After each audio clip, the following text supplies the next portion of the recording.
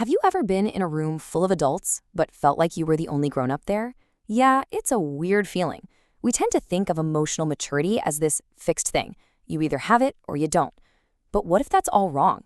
What if it's not a personality trait, but a skill? A skill that you can actually learn and master? Well, that's exactly what we're going to get into. Let's just kick things off with this really powerful question from therapist Lindsay Gibson. It kind of hits you, right? It gets right to the heart of a dynamic that so many people feel but don't really talk about. That strange sense that a child is the one carrying the emotional load for a parent.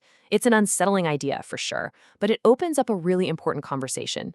So, if you ever felt like you were the mature one as a kid, it's probably not because you were some kind of gifted prodigy. In fact, it's often a massive red flag. It points to a real problem that has a name: the emotionally immature parent. Now, this whole concept was really brought into the spotlight by Gibson's book, Adult Children of Emotionally Immature Parents. And get this, it came out way back in 2015, but it has absolutely exploded in popularity lately, especially with a younger crowd online. It sold over 1 million copies. So clearly, this idea is hitting home for a lot of people who are just trying to figure out their family dynamics. Okay, so to really get a handle on this, we need to go beyond just that relatable feeling and get a solid definition. What are we actually talking about when we say emotional immaturity? Let's put a name to the problem. All right, here's the official definition from the American Psychological Association. Emotional immaturity isn't just about being goofy or acting childish. It's a very specific pattern. It's about expressing emotions with no filter or in a way that is just completely out of proportion to what's actually happening.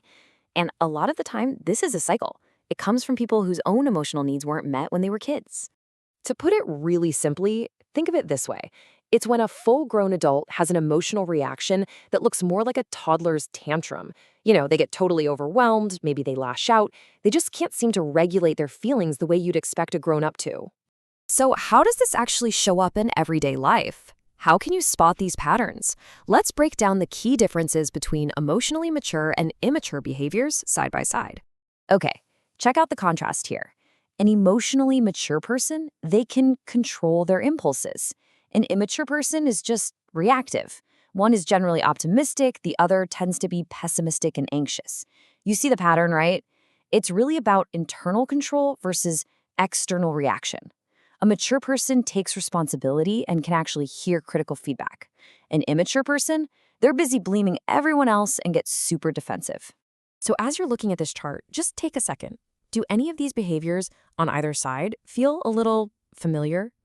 Maybe you see them in people you know, or maybe even in yourself. But here's the really good news. This is not a life sentence.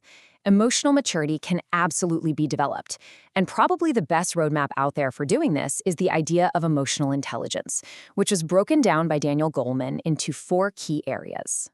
So this is the model. It's pretty simple, actually. It's organized into 2 big buckets: awareness and regulation.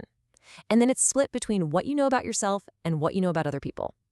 Let's walk through each of these 4 pillars. Everything, and I mean everything, starts right here with self-awareness. This is the bedrock. It's being able to recognize what you're feeling as you're feeling it, and maybe even why. It's the difference between just thinking, I'm in a bad mood, and recognizing, oh, my blood sugar is low, I'm feeling hangry. Without that basic self-knowledge, you can't really get anywhere. Okay, so once you know what you're feeling, the next step is self-management. This is all about what you do with that feeling. It's about choosing your response instead of just having a knee-jerk reaction. So if you know you get irritable when you're hungry, self-management is grabbing a snack before that important meeting instead of snapping at your colleague. It's all about impulse control and staying cool under pressure. Next, we take that awareness and we turn it outward. Social awareness, or empathy, is basically your ability to read the room. It's noticing that your coworker is being really quiet and seems stressed out, and then making a mental note to check in with them later. It's picking up on all those little emotional cues from other people, even when they haven't said a single word. And finally, we have relationship management. This is where the magic happens. It's where you pull all the other pieces together. You use your self-awareness, I'm hangry, your self-management, I'll eat before I talk to anyone, and your social awareness, my colleagues seem stressed, to actually build good relationships, handle conflict, and just work well with people. It's emotional intelligence in action. All right, so that's the framework for our own personal growth. But what about right now? What do you do when you're dealing with someone else's emotionally immature behavior in the moment? Let's get into some really practical, tactical tools you can use today. But before we get to the techniques, let's start with a core principle. True maturity means having respect for other people. It's about recognizing that you can't just write someone off, that everyone has potential. That's a crucial mindset to hang on to, especially when things get tough. And remember this too. When someone is constantly criticizing others, it almost always comes from their own lack of self-worth. It's a defense mechanism, right? Now, understanding that is not an excuse for their behavior, but it can definitely help you not take their words so personally. So, how do you protect your own energy? Here is a fantastic acronym for what not to do in a difficult conversation. Just remember, avoid going DEEP. Don't defend, don't engage, don't explain, and don't personalize. This is basically your shield.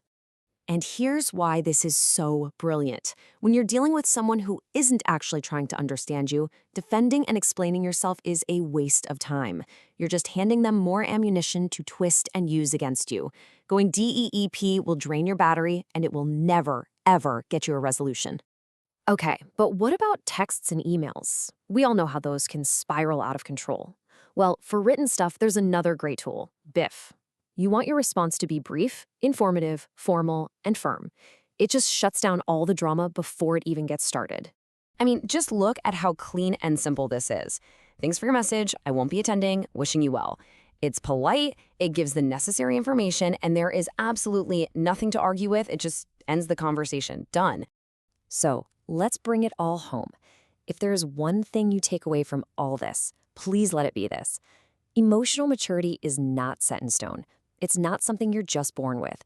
It is a set of skills that you can practice and develop to completely transform your life and your relationships. And that leaves us with one final question for you. Thinking about the week ahead, what is one conversation, big or small, that you can approach differently now that you have these tools? Maybe try using DEEP or BIF and just see what happens.